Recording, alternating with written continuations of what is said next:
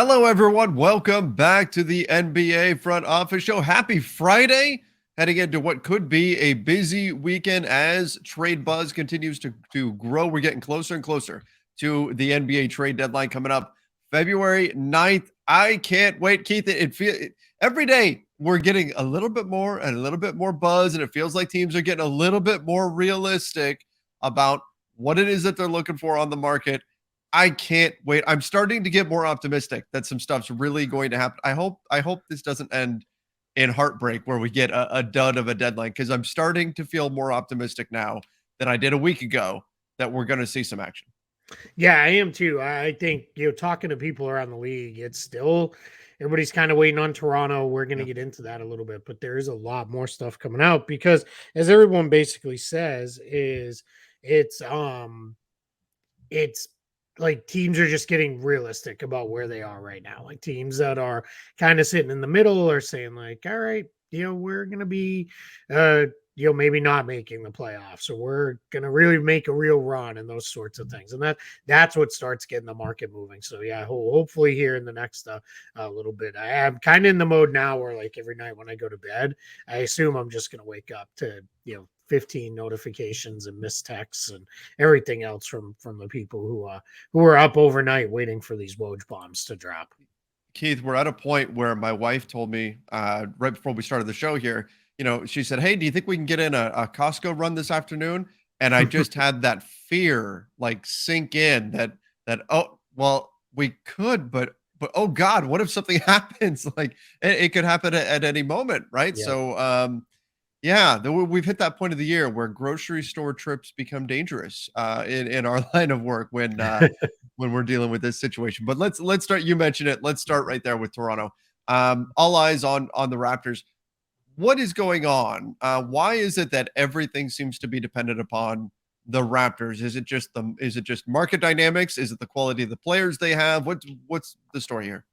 A little bit of both. I think it is they more or less there's been enough reporting around it that I believe it's true that they basically said, hey, we're going to take this West Coast trip. We're going to see where we stand on it. And then we will kind of regroup after that. And that trip has not been a wild success. I think it was a 7-game trip, and they're like lucky if they finish over 500 on the trip. So I think now it's everybody's like, all right, hey, was that enough for you? They are, as we record this Friday afternoon, they are 23-30. They are 2 games behind the Bulls for the final spot in the play-in tournament. And that's play-in tournament, not even playoffs. And they are only 2.5 games ahead of Orlando. So they're not that far from like really landing themselves into pretty good lottery odds Yeah. or into a pretty good first round pick. And if you start moving some of those veteran guys, you're going to be in an even better place for that. And when you've got guys like OG Anunoby, who I know we're going to talk about in depth here, Fred VanVleet, Gary Trent Jr., maybe Pascal Siakam available, you're looking at those are swing pieces that could make a major, major difference to an acquiring team. So the Raptors right now, they are 2-3 on their road trip. Wins over the Sacramento Kings and the Blazers, losses to the Warriors, Suns, and Jazz. They do have the Rockets tonight. I think this should just be a hard line here. If they lose to the Rockets, the sale is on.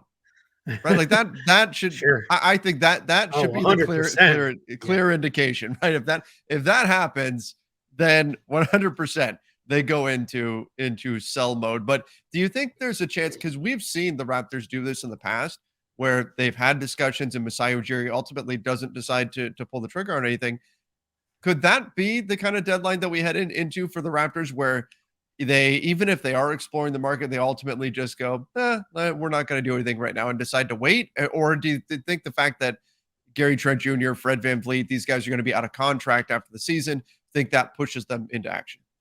It gets possible. I think you could see them say, hey, just things got a little away from us. There's a lot of talk Guys aren't maybe real happy with Nick Nurse. Maybe that's the change that happens, there instead. And if that's the way they want to go, you could see them very easily talking themselves into, hey, we like our guys. Let's keep them. Let's try to build around this group. Let's see what it looks like. Or maybe they look at it and say, we kind of like what might be available in the summer to us a little bit more than what's available today at the deadline, because none of these guys are surefire, like that dude's out at the end of the season type of players where for certain. And those are the ones where you blow that and now you've missed a complete opportunity. So I think this is more of a situation where it is, we could do something. And in my opinion, they should. But I could see them very easily saying, let's hang on here a little bit and see what comes of this. I also feel like they should, but I'm trying to be aware of my own bias because there's selfish reasons in, like, they absolutely should make a massive blockbuster deadline trade because that's more fun for us. Sure. So without a doubt. That's mixed into it as well. But my own personal opinion is almost always going to be make big trades because those are fun to break down and dive into. Yeah, for sure. Absolutely. Make big trades and don't fake us out with the Saban Lee news. Apologies again to Saban Lee. Shouts to so many people on both Twitter and like in the show comments that it warms our heart. You guys like are that deep on the run through and watch through rate, because that was like smack in the middle of the show. How many people noticed and saw that? Like that really made me re-laugh all over again the other night.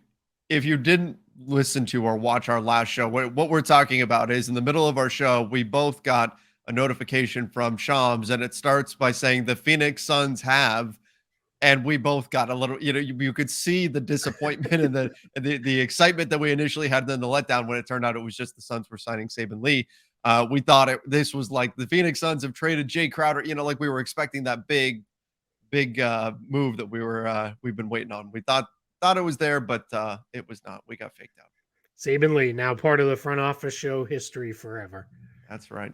All right, let's talk about one trade that maybe could actually go down here. At least there's been discussions that's my Lakers and the Jazz have been talking about a Russell Westbrook trade. This is coming from Chris Haynes.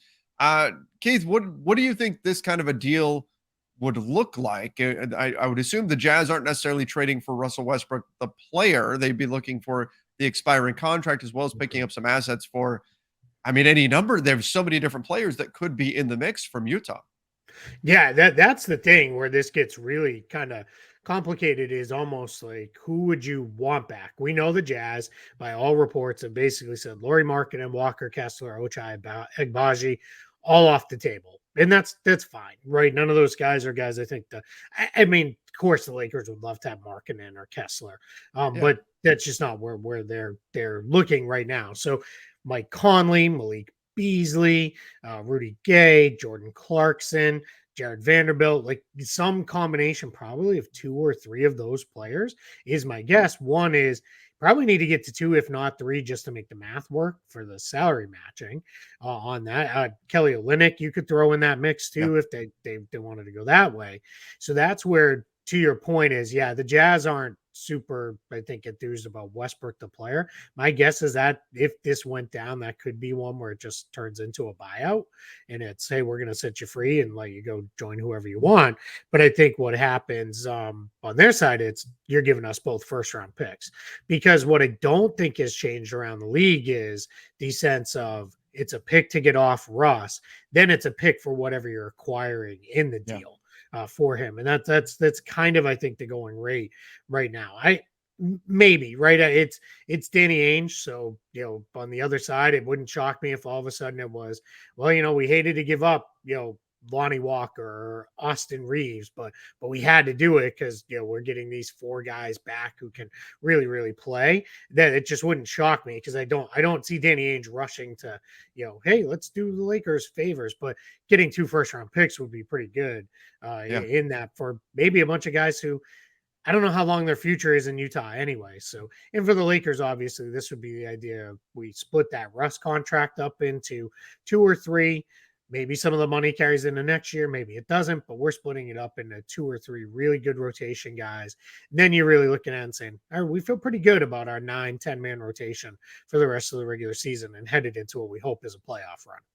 Now, the Lakers, Rob Pelinka has consistently said that the only way they're moving both of the picks is if they do something that makes them a contender, a true contender to win a championship. That's the only way they'll part with both of those assets. Do you think that kind of a deal, if it's Mike Conley, Malik Beasley, and whatever, Rudy Gay, just stack some names together, does that clear that bar for you?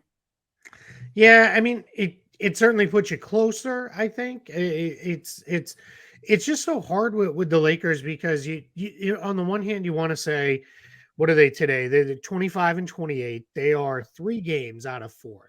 So that sounds really good, right? Only being 3 games out of fourth, especially considering how this season has gone for them to this point.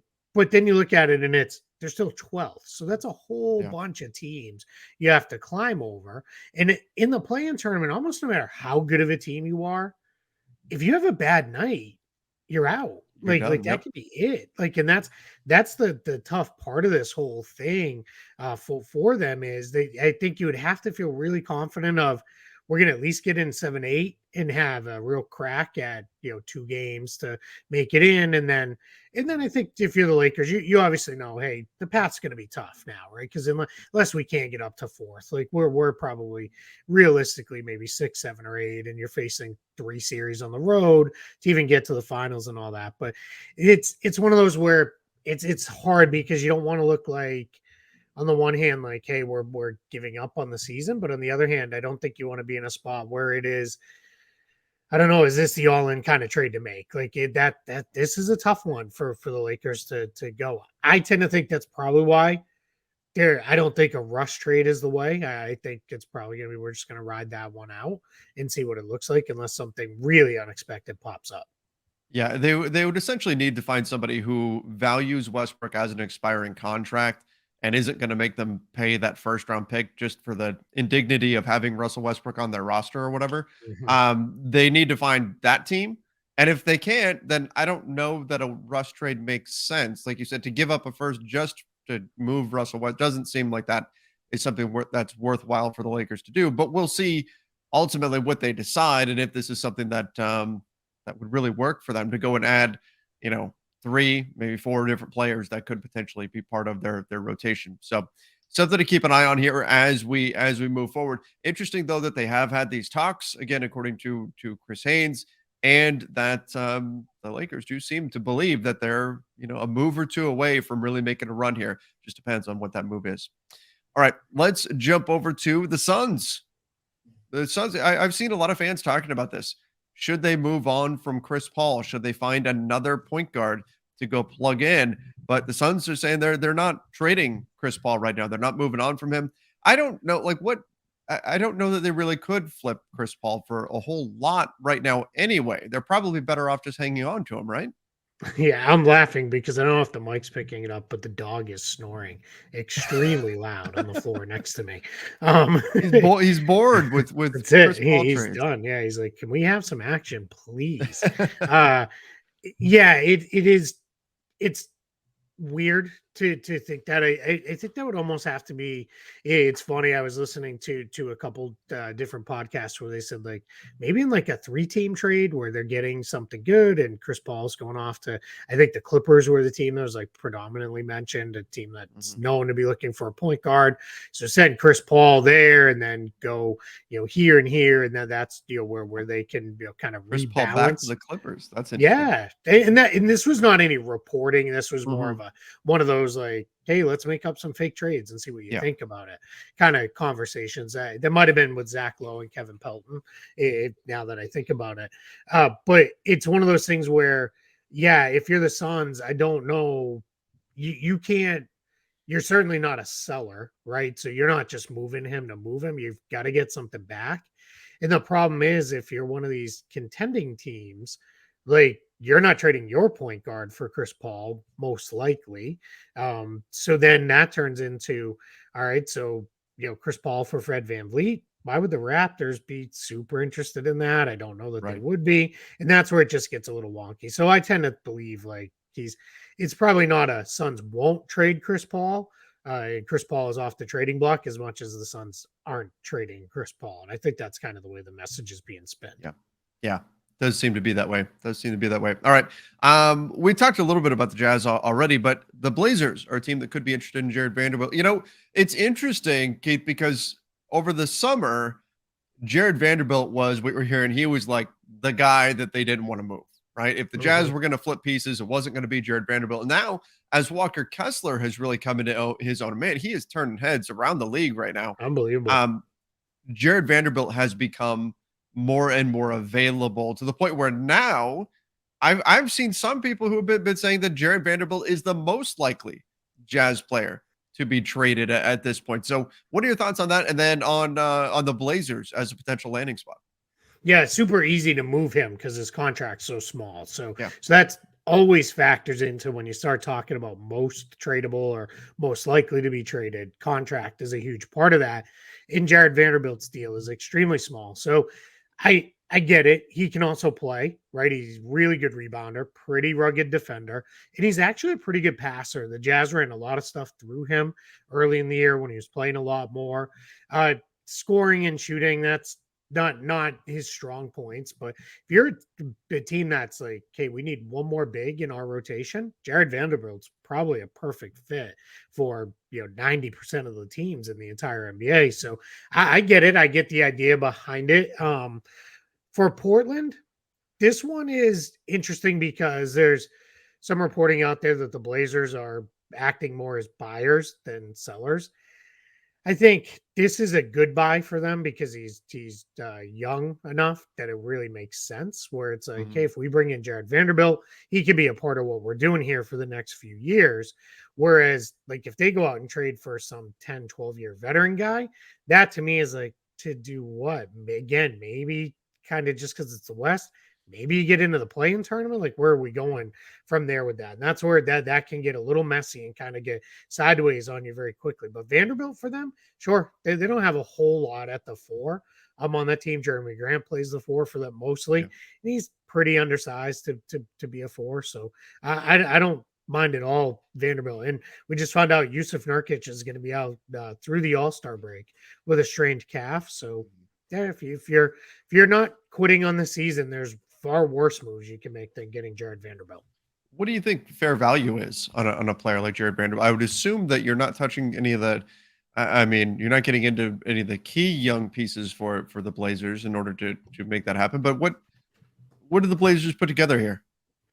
Yeah, in for them to trade a pick is really tricky because they're in a spot where they already owe picks out in the future. So that gets kind of messy for them. I would see like, hey, can we do one of these picks where we almost write the language as like, if we convey a pick in X, you get it 2 years later to avoid the Stepien rule complications and those kind of things. And that becomes kind of hard to do because it's just, I think those picks are protected all the way out as far as they can go. So that gets a little hard for Portland to do. But I think it's probably one of those where it's, hey, what one or two of our young guys do you kind of like? Do you like Trendon Watford? Do you like Jabari Walker? Can we do that? Because it's not going to be Shaden Sharp. It's not going to be Nasir Little, I wouldn't imagine, especially with the poison pill stuff with Little. So I just, hey, that's the part. But again, Vanderbilt only makes $5 million or so, or $4 something. So that is a very easy to absorb deal. So I'm not really sure what I would want back from them if I was Utah. I wonder if that becomes like a 3-team scenario or something like that, because that's the same thing I'm running into where I'm looking at it and just most of the time we hear trade rumors and we can start, like the Westbrook Lakers thing.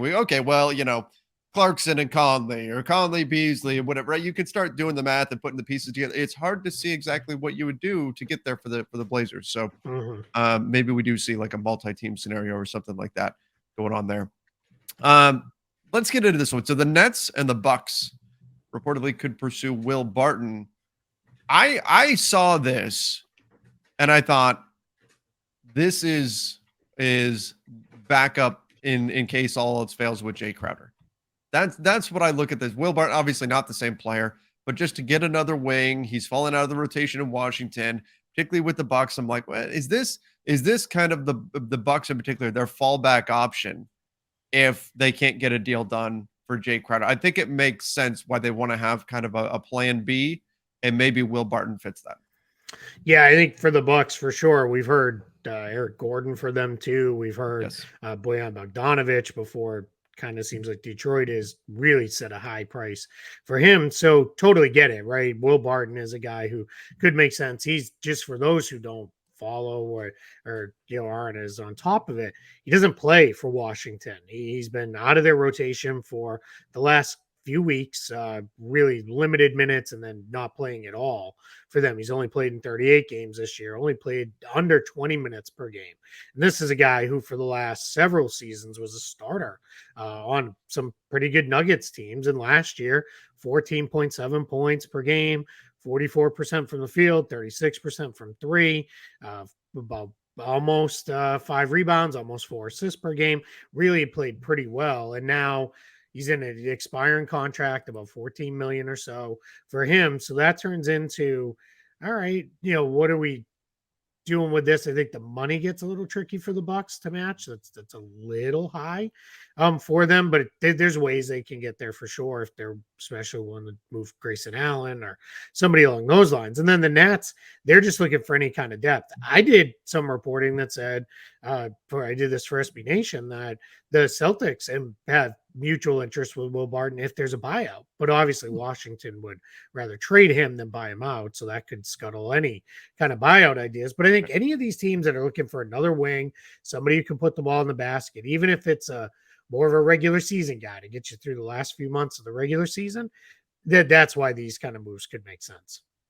All right, let's jump over to quickly becoming maybe the big name. It's been a lot of Bogdanovic so far. Now we're moving into OG Anunoby territory, and you've got the Pelicans, the Knicks, the Blazers, the Suns, Grizzlies, all capable of trading for OG Anunoby. That's the rumor that's out there. We've heard that perhaps there's an offer out there that includes 3 first-round picks coming from the Knicks. We've questioned how real those first-round picks are. Remember, not all first-round picks are equal. But nonetheless, these are all the squads. I know, Keith, you and I have talked about this. I think we talked about it a little bit yesterday via text. The Grizzlies are the team that you would like to see make the move to go get OG Anunoby and kind of really make that push to come out of the Western Conference.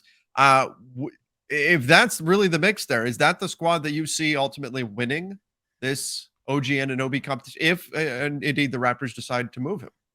Yeah, it gets a little tricky because of the picks portion there. Because I think if you're Toronto, what you're betting on is Memphis kind of becomes that small market team where they can't keep everybody and things just, they have their nice run of 3 years, but 4, 5, 6 years down the line, when you have their picks, you're feeling a lot better about those picks because they're maybe in a reset phase.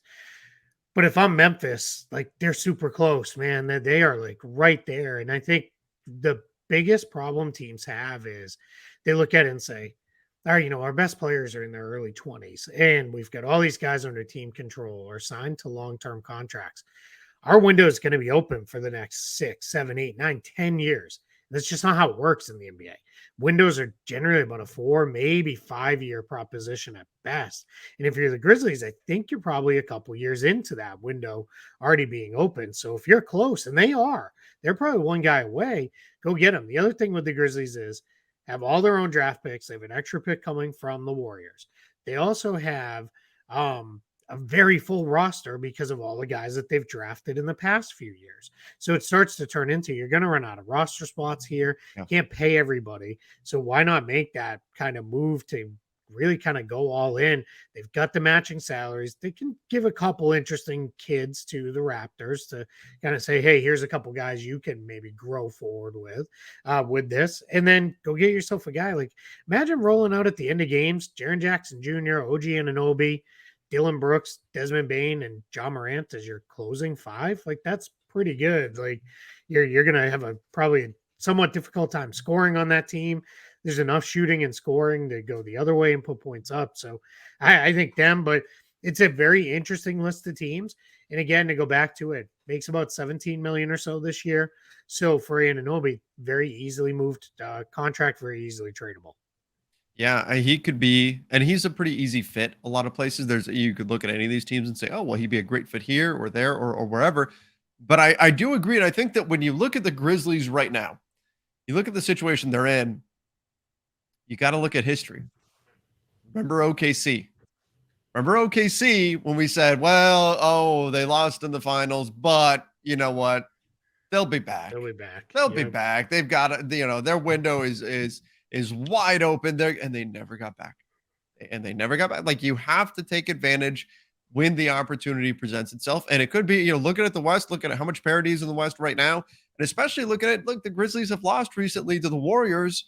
And if that is still the team, and we don't know if it is, but maybe that's still the team come playoff time that they have to get past, they've got to be feeling like, hey, we could use a little bit extra to get there. And one more wing that can defend, make some shots we can throw out there against the Golden States, the Phoenixes, the Denvers, the Clippers.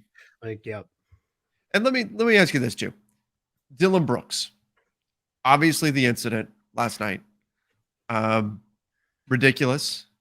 I don't want to spend a ton of time on it, but if you didn't see what happened, go look. You just go search Dillon Brooks and you're going to see what happened. On the court, he can shoot you out of games, right? That's what we see him as. Anunoby could be Dillon Brooks insurance in a way. You have one of those nights where it's clear Dillon Brooks doesn't have it. You've got Anunoby right there. And I'm not saying that Anunoby should take a backseat to Dillon Brooks or anything like that, but just to have that other wing to lean on where you don't, hey, Dillon Brooks, he's having one of those 4 for 16 nights tonight. We don't have to go back to him. OG can be that guy that we can lean on the wing. We've got other options there. I think that could wind up being important come playoff time. Yeah, I think too, Dillon Brooks free agent after the season. That's also a factor that I think you need to look at. He's also pretty good insurance if Desmond Bane, who openly said, hey, this foot thing's just something I'm going to have to deal with for the rest of the year. It's not going to heal until I get off my feet this summer.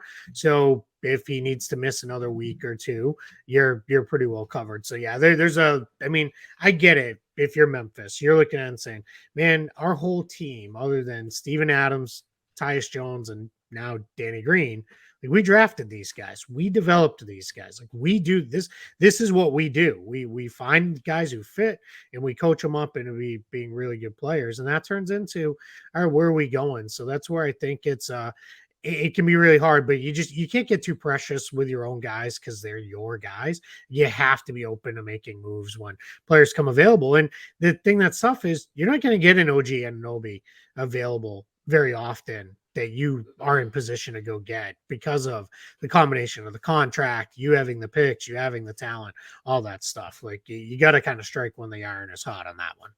Absolutely. Absolutely. All right. One of my favorites, Bones Highland. You notice he picked up a DNP coach's decision recently. Is this it with him and Denver? Is he really going to be on the move? It sounds like he's asked for more minutes, for more playing time. They don't like what he's doing defensively, or more specifically what he's not doing defensively. It's not often that you get a player as young as him, as new in the league, that's had success, that he's going to be in the Rising Stars Challenge and all of that. And it seems like he's very available right now. So where does he go? Like, where's the landing spot for Bones Highland? Yeah, it's the second part that is really interesting, because if he's not happy on the first place team in the Western Conference, playing about 20 minutes a night, where's he gonna be happy, right? Like, because I don't know that he's a starter, and I don't know how many teams are gonna view him as like, yeah, this guy's bring him in and he'll start for us. And then that means, all right, so you're going into a backup role because Denver's the second best record in the league right now, or third best. You're going to very likely to a worse team, and then what? So that's, I think, that if you're the acquiring team here for Bones Highland, you have to be really careful. This would be almost one where I bet you there will be some form of whether it's a authorized or non-authorized conversation of, hey, if we make this, he's not going to be a problem, right? He's going to come in and be cool with, whatever role we give him. Teams that were mentioned as interested are the Wolves. That was Chris Stein and Mark Haynes. I did that backwards. Chris Haynes and Mark Flip that. Stein. Flip that, reverse it, Willy Wonka style. So Chris Haynes and Mark Stein were talking about that, and then one of the things that they mentioned in there was, but is there some residual bad feelings of the way Tim Connolly left? Might they say, yeah, we're not trading you, Bones Highland? They mentioned that, which is an interesting subplot. And then the Charlotte Hornets, which kind of jumped out as like, wait, what? But I think the Hornets are in the mode of, hey, we're in kind of, let's go get young talent. And if we lose Terry Rozier, LaMelo Ball is big enough that you can play a smaller guard next to him and be just fine with the way you set things up and those sorts of things. So I'm very, very curious, but I am going to guess he's not a Nugget this time next week. He'll have gotten moved at the trade deadline. It just feels that way. So at least we know something is going to happen at the trade. We're not going to get that. Well, we're getting a Jay Crowder trade at the very, very least. That will happen. Jay Crowder and Bones Highland. Yeah, that's a Jay Crowder for Bones Highland. Call it in and call it done. Oh God. we need other things. We need Jay Crowder in like a 3-team trade, Bones Highland in a deal somewhere, right? Just to make it more interesting. If it winds up being Jay Crowder for Bones Highland, and that's all that happens, I'm gonna cry. If that's the only thing that happens. All right, let's get back into this. This one is interesting. So we've got the Lakers, the Heat, the Knicks, and the Mavs are interested in Zach LaVine. We talked Lakers already a little bit about with the Jazz and whether or not you can add a bunch of pieces to make a trade work. Now you'd be going after kind of like one big player, right? In Zach LaVine. What are our thoughts? Like, is he even going to be available? Does Chicago want to move Zach LaVine? And should these teams be interested in him if they do decide to move? Yeah, so it's that first part that we really don't have any idea on. It's anybody you're talking to is, I tweeted this earlier today, but within 5 minutes, it's like, what do you think the Raptors are going to do? Most of those conversations then turn to, what about the Bulls? Like, what's happening there too? It was the Wizards until they went on this crazy 6-game win streak to all of a sudden they're good, I guess. I don't know. But it's the Bulls are right there. So who knows what's going to happen with Zach LaVine? It's funny. I know Bobby Marks and Zach Lowe both get kind of crushed on Twitter a little bit yesterday because they both tweeted versions of Russell Westbrook and picks and stuff for Zach LaVine. And the general thought process was it lets the Bulls really reset. And then obviously Zach LaVine, the kind of star power to the Lakers. I thought it was a little unfair how much people crush them for that because Zach LaVine is, if he plays 65 games a year, he's fine, right? Then you feel really good about that number. That starts trending down to 45 games a year. All of a sudden, that contract starts to look real ugly, real quick. And that's one of the problems that you can have. Now, if you're the Lakers or the Heat, you don't have a lot of other ways out, right? So if you're basically saying like, hey, we're going to really kind of reset this, I get it. The Knicks feel a little weird in this spot. I guess I just don't fully understand like where that would be coming from. I just feel like that's maybe like old residual Knicks star hunting follow like carryover from the old days. The they Mavs just get automatically slotted into exactly every right. Yeah, it player. used to be the Knicks always. Yeah. It just feels like that's not who they have been over the last few years. And then the Mavs, you get it right because it's been we got to get that second star around Luka. How do we get it? So I fully understand, and I don't have a huge issue if any of these teams want to go that way. You just have to be very prepared of, if you're the Lakers or the Heat, right, who are having some issues right now with Westbrook and with Kyle Lowry, Lowry is got one more year left on his deal after this year. You have to be prepared that, all right, Zach LaVine's an upgrade over either guy today, but 2-3 years from now, we might be having the exact same conversation again. Now, if you're having it after you made a finals run, you don't really care, right? We'll have that conversation. Who cares? But it is very, very interesting to me to see where this goes. I thought Zach Lowe put it well with, he doesn't think the Bulls will blow it up completely. It's not going to be they trade LaVine and DeRozan and Vucevic and really start over. He's like, it probably, if anything, it'd be one of those three guys. And I think that's probably more likely the way this goes, if that even happens at all. Well, let me ask you this, because this was the issue that I saw most in that hypothetical trade that was out there. It was that Lonzo Ball's salary was going back to in Mike, and what I'm going to see most on my timeline is the Lakers, of course, but that they were using Zach LaVine to not only pick up 2 unprotected first round picks or 2 first round picks. I think there may have been light protections on one of them or something like that, but also to offload Lonzo Ball's salary. Is he enough of a negative to where teams would be in stay away mode from Zach LaVine at that point? Because we don't know. Like, I feel like this is trending towards Lonzo Ball is not playing this year. Yeah, I don't think we're going to see him play this year at all. I mean, he still can't run without pain. Billy Donovan openly said, like, hey, we need to see him run without pain and then do it again the next day and then the next day and then the next day. And then we can start talking about it. There was some reporting this week of they've relooked and they can't find anything physically wrong in the knee anymore. So it seems now to be like kind of a mystery as to why he's still having this continued pain. So that's a long way to say, yeah, it's a bad contract right now. Like, that's just because you'd be trading for him with the just either you really, really want Zach LaVine and you're willing to, hey, let that ride along with him, or the idea of, we think we can get Lonzo right and we can get him on the court and it'll really work out well for us, if we do. So that's where that becomes kind of tricky. Now, if I'm the Lakers, I'm not going to let that, if I really believe like Zach LaVine's my guy, like I think he's the perfect fit alongside AD and LeBron, I'm not letting Lonzo be the tag along come, because you're going to have cap space anyway in the next couple of years. So what do you care?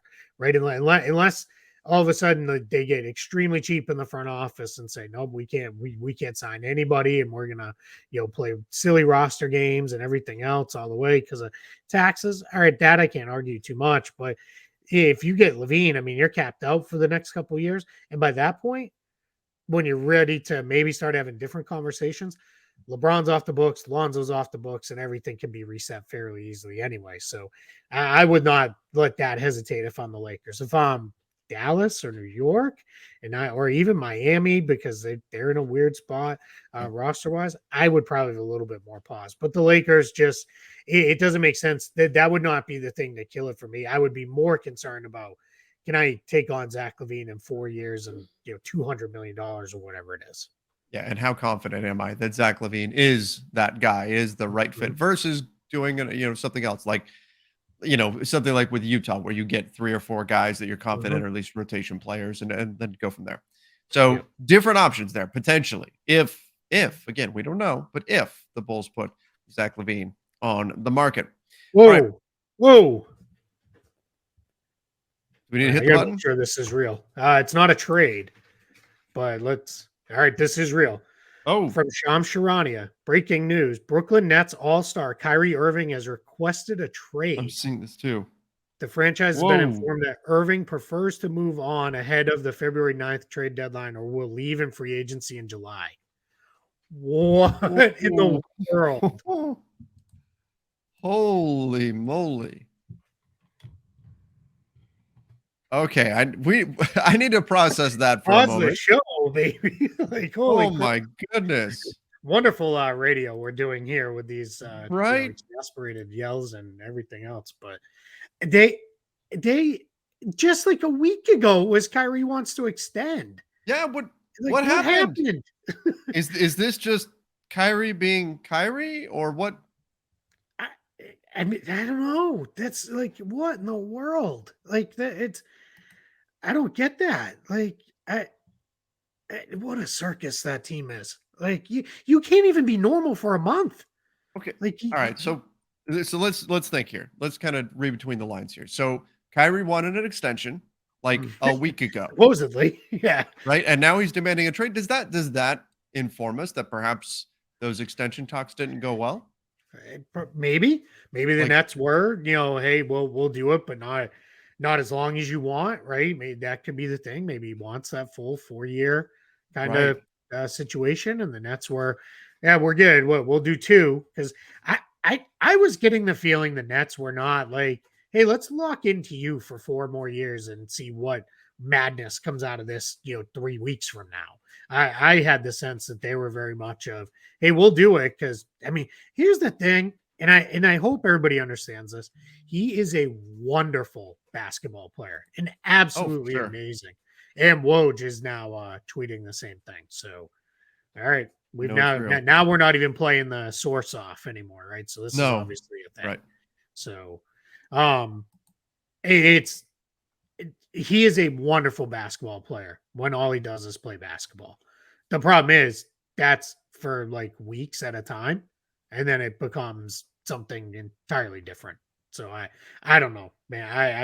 I God bless the team that signs up for this and says let's lock in and may you're our guy going forward because hey, take it from somebody who's been there, done that. It that may change very very quickly. So this is Kyrie requested a trade last summer, right? Like that was happening. First, it was oh he's going to sign an extension. Then it's he requests a trade. Then he withdrew his trade, and it was all mixed in with the Kevin Durant thing. And okay, no, the Nets are going to keep Kyrie, and Kyrie's happy. And then they've been playing. He's been playing phenomenal basketball. He's been amazing. It's looking good for the Nets. They've been winning games. It's he wants to sign an extension. Now suddenly he wants out. What? Where does he go? Like I have what? no. I Who? honestly, I just started, scrolling through. I don't know. I mean, I'm not trying to be snarky and do this to you, but I feel like he wants to be with the Lakers. Maybe like is that like LeBron is enough to kind of because there was all that comments when they just played. Like what was that Yeah. earlier this week or whenever it was of like him and LeBron and how much LeBron meant to him and he should have listened to LeBron more and it was the whole love fest there and everything. I but like if I'm the Lakers, like I don't think I'm probably like, nah, I'm good. Let's trade Russ for Conley and Malik Beasley and let's, just flesh out our depth and let's keep let's get let's get Mike Conley like the steadiest of all veterans yeah, out there. yeah, exactly. We're good. Like thanks, but no thanks. You do you over there on that side of things. But it's so hard because again, I mean, I'm not trying to just repeat the same point. He's an incredible basketball player. He's so good, but it's just all the nonsense that comes with him. You know who maybe should take the swing and just say, we're going all in on this madness and let's go. And if it doesn't work, we'll just hit a big reset in a year. The LA Clippers. Why not? Oh, Because you could get there money wise very they need a easy. point guard. They need a point. This hey, we're doing it. We're gonna say, forget it. We'll see. And if this all goes, sideways on us, we'll just start all over again. Put Like, Kyrie with Paul George and Kawhi, and then mhm. Probably let trade, where the you're chips trading fall. out a couple role players around that. They've got a tradable pick down the line if that's what they need to do. For the Nets side of this, What do the Nets do here? I mean, nobody is, You no one are sellers. So, I mean, if you you're can't kind of just get saying, picks though. yeah, that's the tough thing because if you just get picks, the next thing that's coming, the next tweet that's coming out from one of the Kevin big Durant wants insiders out. is Kevin Durant wants out. Exactly. Yep. And then that's going to turn into a whole circus. But if you're like, hey, we can hit a soft reset on this and we can get a couple guys back. We can maybe clear up our books a little bit. KD, well, who do you want? Who do you want to play with next year? We'll try to make that happen and all those things. I'm I shouldn't get surprised by this stupid league anymore, but it just does. It surprises me every damn day with some absolute madness that comes out. Unbelievable. This is crazy. I mean, here we are. It's a Friday. It's a Friday show. We're getting ready to head off for the We're weekend, almost like at the end of the show, too. We have like two and topics left. and boom, there's Kyrie requesting a trade. Keith, I could say this from seeing the reaction on Lakers Twitter. The general consensus is all in on go get Kyrie right now. Do it, Rob. And your message would be careful what you wish for. Yeah, just be careful. I'm guessing he ends up with the Lakers. That's just that's a complete just guess. Uh, I don't know. Maybe Just it turns out Keith, because I don't see Keith is not Russ. talking to any sources right now or No, anything no, like no. that. Yeah, just a complete guess. Yeah. All right, Chris Haynes just tweeted. We know Chris has been all over Kyrie Irving Yep. stuff in the past. Has requested a trade. We knew that part. This comes in the aftermath of sides unable to get an extension done. So what's that? There's that extra detail that makes sense. So I can't imagine Russ being the piece that goes to Brooklyn because to that point that's like hey, we're just we're kind of hitting pause right now. We're probably going to be not great the rest of this season, and then we'll figure it out after that.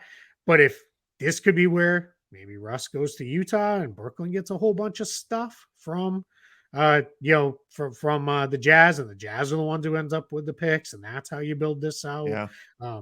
Not saying Pop's jumping in to start helping out the Lakers anytime soon, but San Antonio sitting there on 26 plus million in cap space.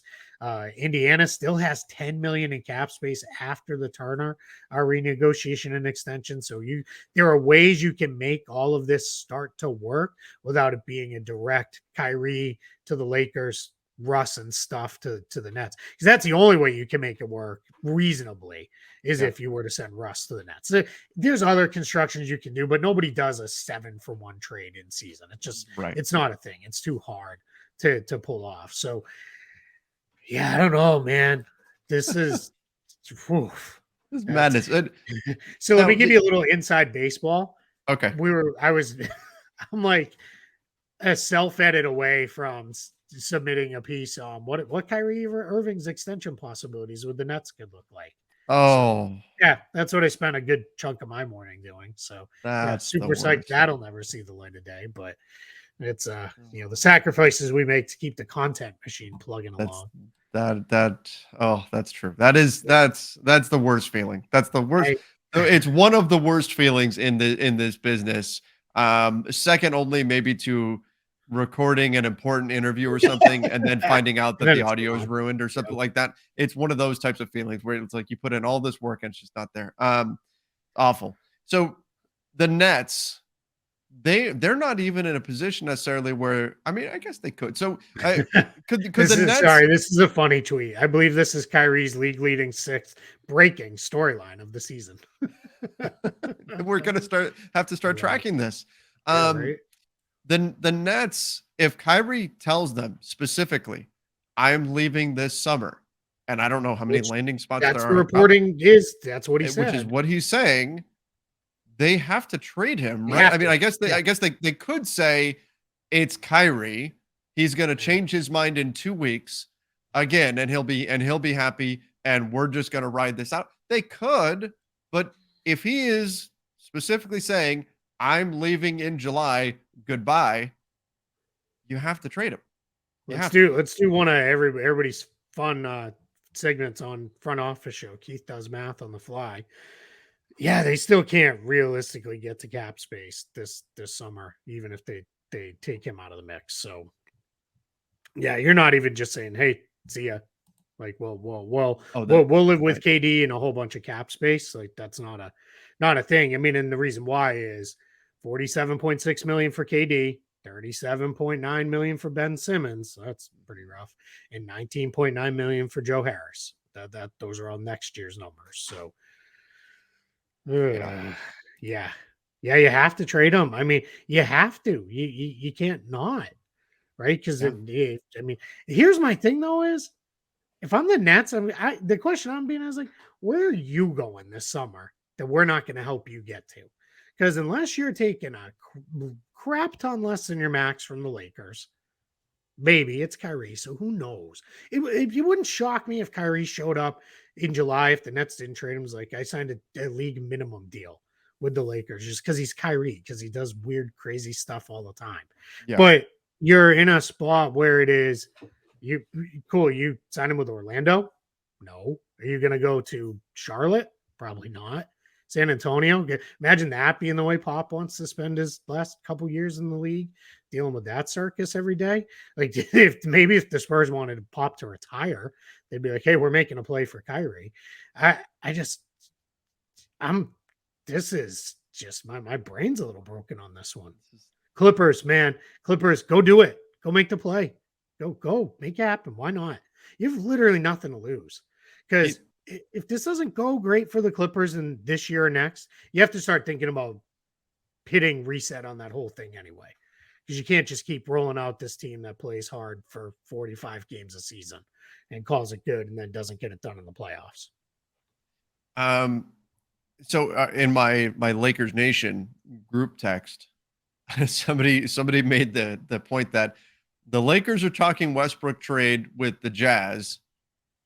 Kyrie Irving is demanding out of Brooklyn. We're right back in July of 2022 all over. We've gone back in time. We hopped in the DeLorean.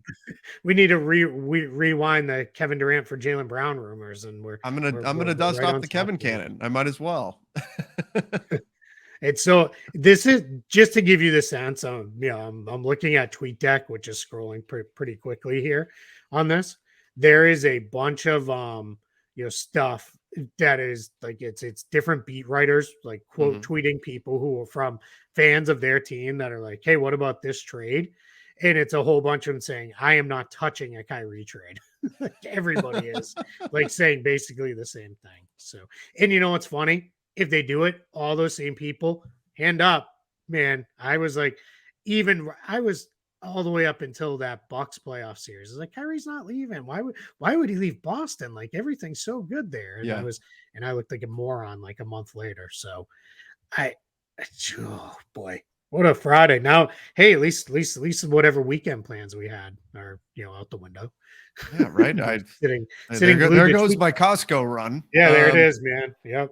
Holy moly. Okay. I don't know what grocery delivery service you have coming, but I guess you can can just sign up for that and get it delivered. So. Oh yeah. Oh boy. Okay. Well, we were gonna talk All-Stars, but yeah, let's just leave it here. That's it. He's an All-Star in a couple weeks. That's my segue into the All-Star segment. Was Kyrie Irving All-Star now on the trade market? I'll give you my only All-Star take very, very quick. Yeah. Paul George is not an All-Star this year. That's the only one of those picks that I thought was kind of egregious. Everybody else totally get it. I had a couple different picks from ones that were there, but Paul George is the only one where I'm like, that one I don't fully understand. I was a bit surprised that Randall made it. Not so much that, more that if there was a Nick that made it, I was surprised it wasn't Jalen Brunson, and that it was Julius Randle. But yeah, the Paul George thing as well was a bit surprising. People there's always going to be all-star snubs, and so I tend to not get too upset about any of that. But this league, Keith, this league, what is happening? Well, what? Okay, so that means Kyrie's going to have a different jersey in the All-Star game, assuming he gets traded. So, all right, let's. Before we leave off, we'd be remiss if we didn't talk about just this. We've been talking all about the trade market. Everybody's waiting for Toronto. What's Toronto going to do? What does this mean for the market as a whole? Or is this something so separate that it doesn't have a big impact? Yeah, that's a good question. I mean, if the Clippers were the ones to jump in, or if the Lakers did something with this, it does change the market because those are two big teams that we're all kind of expecting to do something else with this. So that could really be kind of a major shift in the way the deadline looks moving forward for other teams. Does this though turn into does it turn into, oh crap, Team X got Kyrie? Yeah. All right, Toronto, here's 3 firsts for OG, because everybody else starts. You start the arms race, right? We'll all have to load up now because nobody. If it's the Clippers, that's what's going to happen. You have to, right? Because if you're the Grizzlies or the Nuggets or the Suns or the Warriors, you have to really start thinking about, all right, where are we going to go? Unless you feel like that's funny, he'll get there, he'll be happy for about a month and a half, it'll all fall apart by the first round, and that's probably not the worst bet in the world either, right? Just given history with this, but holy cow! I mean, yeah, this is huge, and less than a week from the deadline too. That we've got this, because I don't think this was on anybody's radar of like things that were going to be said on Friday afternoon, less than a week from the trade deadline. So yeah, pretty huge. I think if this gets done, and if you're the Nets, if the reporting is accurate that he's literally said I am leaving this summer, you have to, right? And my guess is with Chris Haynes' subsequent reporting of no extensions getting done, which to me says the Nets are like, we're not signing up for 4 or 5 years of this. Like we Right. cannot do it. Then my guess is Kyrie's answer was then trade me because I'm out. And now here we are. So yeah. I have a feeling you and I may be doing a show this weekend. I have a feeling we may. Emergency show. We just may, and I think that's going to be my my out of going to a kid's birthday party tomorrow. So perfect. that should work out very nicely. Thank you. Thank you, NBA. What a league. What a league. All right. Done. Let's wrap things up there. Holy moly. Okay, well, make sure you are subscribing to the NBA Front Office Show over on YouTube, on Apple Podcasts, Spotify, wherever it is that you listen to podcasts, because you never know what's going to happen around the NBA. We'll keep you up to date on everything. If a Kyrie trade goes down and we are able, we'll do that as a live show. Yes. We'll definitely go live, and just whenever, if it's Sunday afternoon, no football this weekend, so maybe that'll be our entertainment Sunday afternoon as they take the week off ahead of the Super Bowl. So we'll see. But yeah, man, what a day, what a league, what a league. All right, everybody, have a great weekend. I know we're all going to be on pins and needles. We'll be right there with you. See ya and stay safe.